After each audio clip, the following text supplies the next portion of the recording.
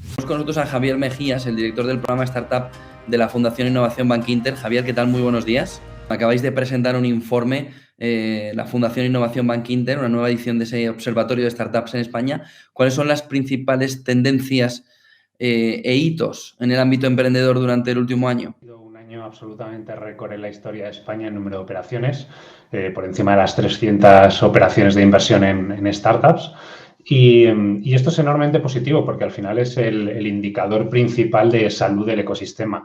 Es decir, el volumen de inversión, desde luego, dice cosas y habla de lo atractivo o no que es el sector, pero realmente lo que habla de la salud subyacente es el número de startups. Entonces, la primera conclusión es récord en número de operaciones. Ha habido una ligera caída del volumen de inversión de un 11%. Yo creo que una situación de pandemia es bastante comprensible. Y me parece, hay dos cosas enormemente interesantes. Primero, la llegada del capital corporativo a este tipo de operaciones. Históricamente, los principales inversores de startups habían sido pues, fondos de venture capital y business angels y actores, digamos, específicos del sector. Y bueno, lo que estamos empezando a ver es algo que sucede en otros países, y es que cada vez más los grandes fondos corporativos están empezando a invertir en estas compañías, no solamente por el interés financiero, sino porque además hay un interés de negocio. También yo creo que es bastante interesante el ver cómo se han comportado a nivel sectorial las distintas industrias. Y bueno, pues vemos que España sigue siendo un país donde la movilidad y la logística son el sector que más volumen atrae, pero ha habido una caída relevante y, por contra, el sector que más número de operaciones ha supuesto este año, y quizás no es una sorpresa en una situación de pandemia, ha sido el de la salud. La salud ha sido un año completamente récord, seguido de sectores también muy beneficiados por la pandemia, como puede ser educación, todo lo relacionado con los juegos y el entretenimiento, y también la ciberseguridad. Por contra, pues ha habido una cierta caída, nada rara de entender, en todo lo que tiene que ver con viajes, turismo y como decíamos, en movilidad. Y por último, en cuanto a ciudades donde más inversión ha habido, pues bueno, Barcelona sigue siendo el hub primero de inversión, seguida de cerca por Madrid. Y este año, bueno, pues Valencia ha tenido un crecimiento muy espectacular.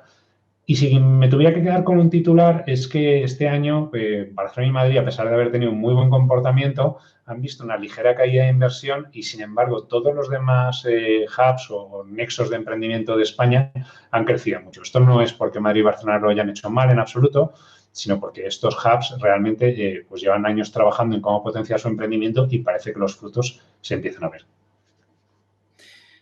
Además, lo que se ve también es el crecimiento en actividad de inversión en fases intermedias e iniciales, ¿no? Series A y B y presemilla y semilla, ¿no? Correcto. Y esto además es muy interesante. O sea, para entender bien el sector emprendedor, uno tiene que entender que la inversión en este tipo de compañías opera como si fueran un embudo. Es decir, las compañías al principio entran en lo que nosotros llamamos presemilla. De esas compañías, pues típicamente invierten inversores pequeños, business angels. Luego entran a semilla, donde empiezan a invertir algunos fondos, también además de otros vehículos, estilo crowdfunding. Luego empieza serie A, serie B, serie C, que son, digamos, momentos subsiguientes de madurez. Y lo que hemos visto este año es que había un crecimiento muy importante en la fase inicial, aunque ha habido una caída en las rondas más grandes, que es algo que en un contexto de pandemia creo que se puede entender. Lo que es muy interesante es que ha habido mucho crecimiento en esas fases, lo cual, pues si todo funciona como debería, nos augura digamos, un volumen importante de inversión en los próximos años, porque muchas de esas compañías irán creciendo y evolucionando.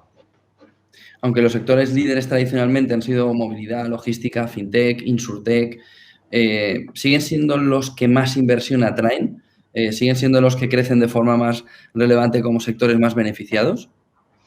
Sí, o sea, como decía, en lo que tiene que ver con volumen, desde luego son los que más volumen han atraído. Movilidad este año ha tenido una ligera caída, que es, como decíamos, comprensible. Fintech es uno de los sectores donde, por ejemplo, en España estamos demostrando que tenemos muy buenas compañías que además atraen inversores internacionales, y este año también ha tenido un pequeño crecimiento de un 8% en volumen. Pero lo que estamos viendo es que hay algunos sectores que quizás de momento están bajo el radar entre ese top 10, pero que han tenido un crecimiento espectacular este año. Por ejemplo, hablar de la parte de industria espacial, que este año ha tenido un crecimiento de más del 500%, o los sectores de agrotecnología y tecnología de los alimentos, que han crecido más de un 300%. Récord histórico también en ventas de compañías, que cambia la escala en 2020, ¿no? Sí, yo creo que esta, digamos, a mí como inversor creo que es una de las grandes noticias porque al final, como dice uno de los inversores más conocidos en el panorama, dice que él lo que es un desinversor. Lo que pasa es que para desinvertir primero hay que invertir, ¿no?